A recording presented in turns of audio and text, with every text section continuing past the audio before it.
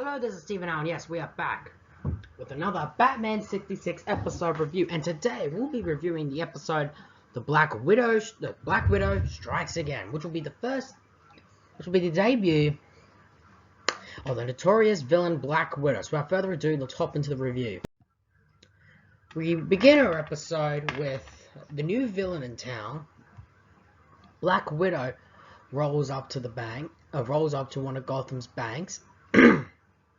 Hops off her motorbike and walks in and basically sees the bank manager. Using some clever device, she uses it to somehow render the bank manager under her control, and asks him to give her a large sum of money out. She then takes it and leaves. The bank manager then goes to Police Commissioner Gordon's office and explains to him and Chief O'Hara not just about the whole thing happened, but also described the person. Gordon then realized who could it possibly be. The Black Widow. So once again, we're up against another villain that everyone knows except us, and it's clear that everyone here has had a run-in with her in the past. We do the usual call up Bruce Wayne and Dick at Wayne Manor, and here we get a nice little scene where Aunt Harriet is showing off these new clothes she bought. It's nice to see Aunt Harriet, even though it's a very little scene, it's still nice. Alfred then sends Bruce and Dick to the Batphone. When they hear that Black Widow's in town, they are genuinely shocked. So watching as a kid, I'm thinking, wow, this villain must really be that big, considering they have to be scared that the fact that she's in town. They then slide down the back poles, opening credits, and they're back at Police Commissioner Gordon's office. They've also brought some device to put on the bank manager's head to somehow scan for brain activity to see how she's getting him under control. And when they do, they realize that with this device, any bank could pretty much be could be struck at any minute. We then cut to Black Widow at her hideout, along with 3 henchmen. Daddy Longlegs, Trapdoor, and Tarantula. Yeah, if you can clearly see what those names come from, I'm sorry for you. And we find out that she plans to rob bank after bank after bank, and she does. She goes on a bank crime spree by robbing countless banks using the same method. Back at the Batcave, Batman and Robin use the Bat computer to figure out her next target, but can't. They then get a call from Commissioner Gordon telling Bats that plenty of bank managers have had their banks robbed and are all at his office. He then asks all the names of the banks, and he comes to the conclusion that Black Widow is robbing banks in alphabetical order. So, as a result, he then deduces the next possible bank to be robbed. He and Robin then head their way there, and along with the bank manager, help set a scenario to capture Black Widow. But the bank manager at first tries to apprehend a woman he thinks is Black Widow, but it's actually Aunt Harriet. Realizing that, they then go back to wait for Black Widow. Black Widow then turns up, but the device used to put Amanda under her control isn't working, so she resorts to another method by spraying this spray at them, which results in them being frozen and slowly begin to move.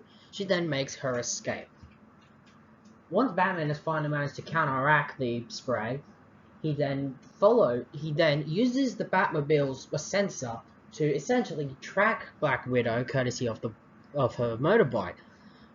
Black Widow manages to get to her hideout, which is essentially a pedestrian house, but manages to hide. Batman and Robin then rock up and realize she's gone, and they talk to these old folks on these rocking chairs and head back to the Batcave, realizing they've lost her.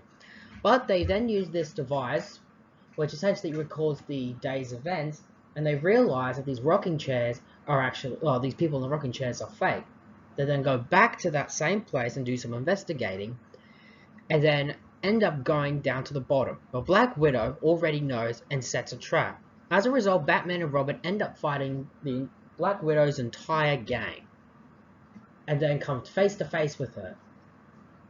However, they've fallen into yet another trap. As they walk back, they get trapped in literally a spider's web, and Black Widow ends up releasing a few spiders to essentially eat them, as in her words, they have missed their dinner. And that is our cliffhanger. And of course, for a person named Black Widow, that of course makes a bit of sense. Okay, the main cast here, Gordon, Batman, and Robin are pretty much abnormal, and with like the little scenes I'm getting with Aunt Harriet, I've got to be honest, the main cast are really doing nothing that new, other than the shock value we're getting with everyone that's in the police, that the fact that Black Widow's in town.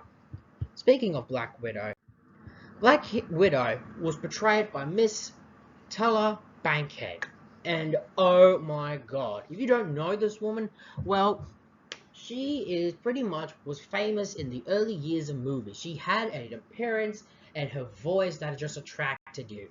However, she has a bit of controversy as she was she was essentially Charlie Sheen before Charlie was Charlie Sheen. She drank hard, partied hard, took all sorts of drugs, and according to what I found out, she has essentially said to have been attracted to both sexes and explored as far as she could. Now, it should be noted, when you look at her, she looks like she's in her 80s, but in reality, she was only just in her mid-60s. So it's pretty ironic, and it's pretty kind of well, I was just say ironic, but it's pretty upsetting to find out that that kind of life can do that to a person. Now, with that out of the way, how do I personally feel about Black Widow? Meh. The same with Marsha. She's not terrible, but she's definitely not fantastical. Honestly, I think Bankhead is really trying to make this role work, and I gotta admit, she does make it work, but I can't help but feel that they should have just brought Ma Parker back. I mean, an old lady robbing banks makes sense. And the spider gimmick, I really be honest, only comes into play once. And that's kind of sad, considering Bankhead's enormous resume as a professional actor. Like I said, it's not bad. I don't mind her, but it's rather bland. Black Widow Strikes Again is an average but enjoyable film and episode. First off, we get another new villain, yet again but it's been a while since it's been a villain that has yet been established. Everyone knows but us. We haven't had that, I think, since the Puzzler episode. So it feels like it's been a while. And I don't mind the idea of, you know, her name being derived from literally that she's like a little bit of a spider obsession, but at the same time it feels that this episode is rather bland and is just trying to pull out the stops to make it at least a worthwhile episode. I don't know. Black Widow Strikes Again is kind of bland. It's kind of it's a okay, fun episode, but not great and fantastical. And there we have it, Black Widow Strikes Again.